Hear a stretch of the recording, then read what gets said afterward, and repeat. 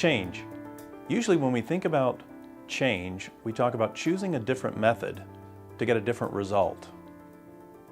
What if the best way to create meaningful difference was to completely change the way you see everything? Changing the way you see things could be an important first step, not only in getting new results, but a whole new way of thinking.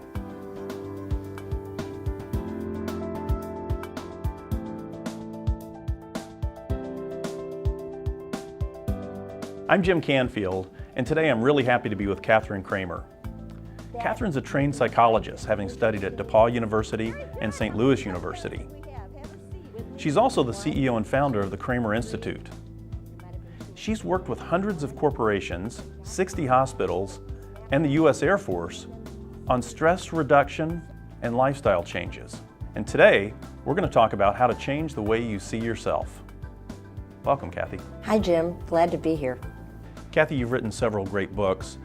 The first has a very ambitious title, Change the Way You See Everything.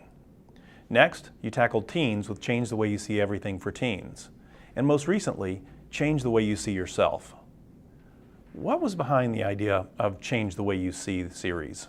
The whole idea of Change the Way You See has to do with where we focus our attention, what we're looking at, what we see, influences what we think, how we feel, and what we do. It's the point of leverage that people really don't notice unless you point it out that they have. So am I looking at what's working, what's valuable, what's best, what's possible? That will start a chain reaction, a very positive chain reaction. If I'm looking at what doesn't work, what's problematic, what's missing, the mistake I just made, that will cause a chain reaction. And in our work, we have found that people in all walks of life, people who are working at all levels of an organization, tend to look at what's not working before they look at what is working. They tend to be more problem-focused than they are possibility-focused. So we wanted to give people the real message that they were in charge. They could be in control of what they were looking at, and therefore how they think about things, what they're feeling, and what they do. And that's how Change the Way You See Everything was born. So in this case, the seeing is really physically seeing, but it's also perception or thoughts that we have. It's the way what we focus on.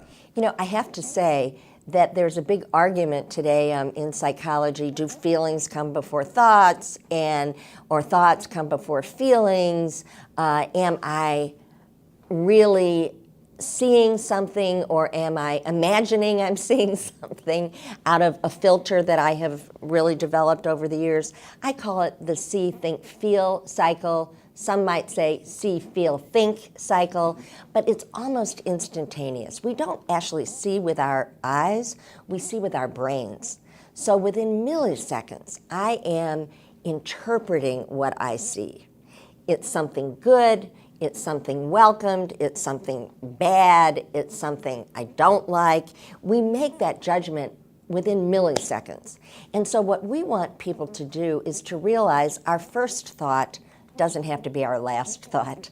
So we can really take that first thought and shape it. Oftentimes, I talk about shining the spotlight of our attention on the positive facts of a situation, not the negative. So this is interesting. I just read recently that what we also immediately do is take that thought and push it into the future. So start to think about, what does this mean for me in the future, and what if this doesn't change? So what you're telling me is, if I start with a negative impression, then inevitably I'm going to assume that my future result is going to be negative. If I start with a positive impression, then I'm more likely to believe that my future result is going to have a positive outcome. Am I picking up on that correctly? Well, I think it's interesting. Past, present, future. Usually we're in the present moment, right? But our past experience influences our current, present moment perception, good, bad. Right? And so our past is really illuminating and sometimes shaping our interpretation of what's happening right now. And you are absolutely right.